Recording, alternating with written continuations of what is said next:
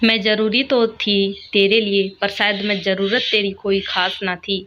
यूँ कहने को तो तेरी अपनी थी मैं, पर वो अपनी थी मैं जिसके तू पास ना था। तू कहता था कि मेरे दिल में बसते हो तुम, पर नज़रों के मेरे पास ना था।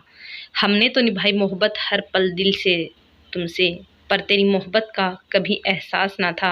आखिर बना ही ली दूरियां तुमसे हमने भी, धीरे धीरे निभाते भी तो कैसे, जब आपको हम पर विश्वास न था। आजकल शादी के बाद यही तो होता है, पति पत्नी का रिश्ता ऐसे ही बन गया। जिंदगी चल रही है या कह लो भाग रही है, किसी को किसी के लिए समय ही नहीं है। पति ड्यूटी, पत्नी घर का काम, बच्चे स्कूल, सब अपनी अपनी जगह लगे ही हैं।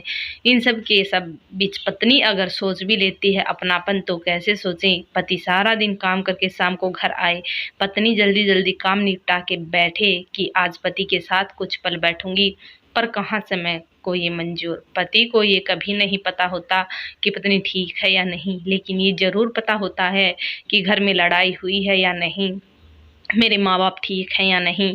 अच्छी बात है अपने माँ बाप के बारे में जानना, पर इसका ये मतलब तो नहीं है कि पत्नी को ही भूल जाओ। वो भी तो सारा जीवन पति पर निछावर करके आती है।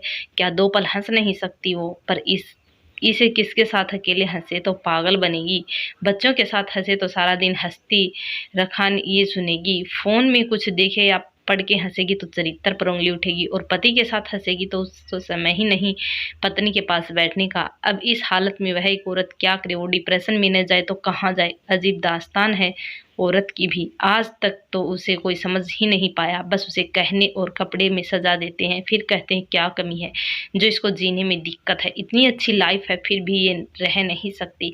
अब इन पागलों को कौन समझाए कि और सिर्फ प्यार अपनापन की भूखी होती है और उसे कुछ नहीं चाहिए। और रही बात गहनों की और कपड़ों की, ये तो वो तुम्हारी इज्जत बनी रहे इसलिए लेती है, वरना औरत का इसमें कोई मोह नहीं होता। इंसान कुछ दे सके या नहीं दे सके, पर 2 पल अपनी पत्नी और बच्चों को जरूर दे।